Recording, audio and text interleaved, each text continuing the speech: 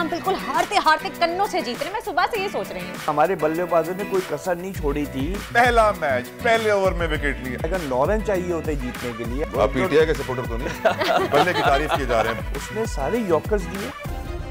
Subscribe करें और bell दबाएं ताकि कोई खबर रह न जाए। ऐसा क्यों हो रहा है पिछले 2-3 मैचेस में कि हम बिल्कुल हारते हारते कन्नों से जीत रहे हैं? मैं सुबह से ये सोच रही हूँ।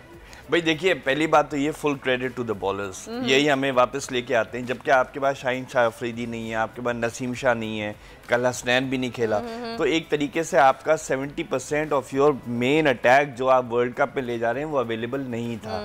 लेकिन ये इस वजह से भी हो रहा है कि हम जिन पिचेस पे खेल रहे हैं वहाँ हमारे स्पिनर्स 12 ओवर करके कर रहे हैं। कल इफ्तिखार ने 4 ओवर कराए, नवाज ने 4, शादाब ने 4। तो आपने बेसिकली अपने स्पिनर्स से उनको पकड़ा है। और ये इंग्लैंड की जो क्रिकेट टीम है, जो कि वैसे भी उनके मेन बैट्समैन नहीं आए, लिविंगस्टन नहीं है, स्टोक्स नहीं है, बेस्टो नहीं है, तो हो क्या रहा है कि उनके जो बल्लेबाज हैं वो आपकी इन पिचेस के ऊपर आपके स्पिनर्स को खेलने के इतने आदी नहीं है। 1-2 मैच में तो वो मार देते हैं, लेकिन इवेंचुअली आप उनको काबू कर लेते हैं। तो ये भी वजह है कि हमारी जो परफॉर्मेंस आज पिछले 2 मैचेस में बची है, वो हमारे बल्लेबाजों ने कोई कसर नहीं छोड़ी थी एक ऐसा टोटल देने के लिए इंग्लैंड की टीम को जो वो आराम से फतह कर लेते। लेकिन ये आमिर जमाल का जिक्र करना भी बहुत जरूरी है कि उन्होंने 15 रन जो हैं वो डिफेंड किए हैं लास्ट ओवर में, या जहां हमें लग रहा था हम हार चुके हैं।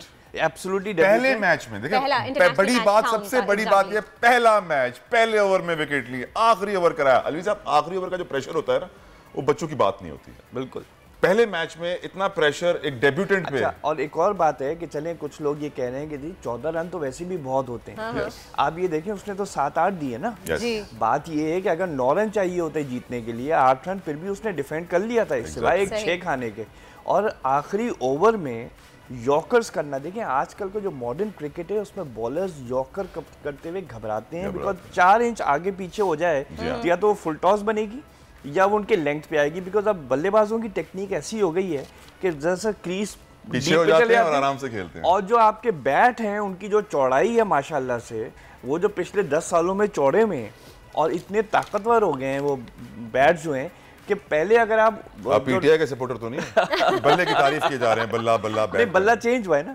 अच्छा, तो पहले क्या होता था कि वो जो आप उन बैट से जब शॉट मारते थे तो वो इतनी दूर नहीं जाता था। अब इतनी थिकनेस हो गई है और जब बैट को जिस तरीके से कंस्ट्रक्ट किया जा रहा है उसमें लकड़ी कम, अंदर हवा भी भर रहे हैं। जब ये 8-10 बल्ले लेके फिरते हैं बैट्स, हर चौथे मैच बाद वो अपना बैट चेंज कर देते हैं।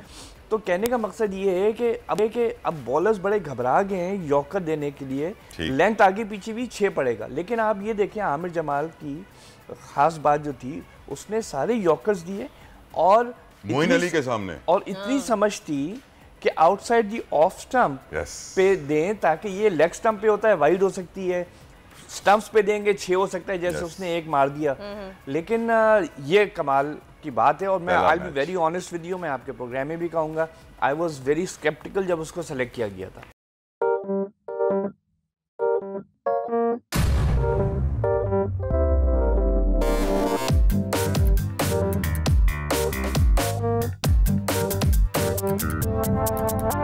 कुछ खेल के करेगा ये खिलाड़ी अपना सीन ऑन, देख लो भाई देख लो, है आखिरी खिलाड़ी कौन, आखिरी खिलाड़ी कौन।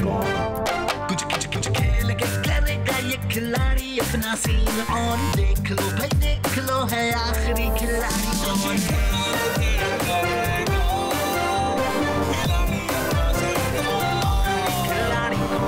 यहाँ ऐसा कुछ नहीं होगा। दिमाग चलाओ, जवाब बताओ और लाखों ले जाओ। आखिरी खिलाड़ी कौन?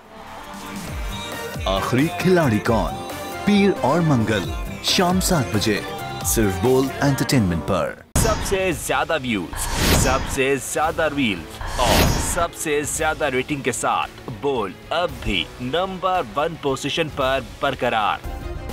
सब्सक्राइब करें और बेल दबाएं ताकि कोई खबर रह न जाए।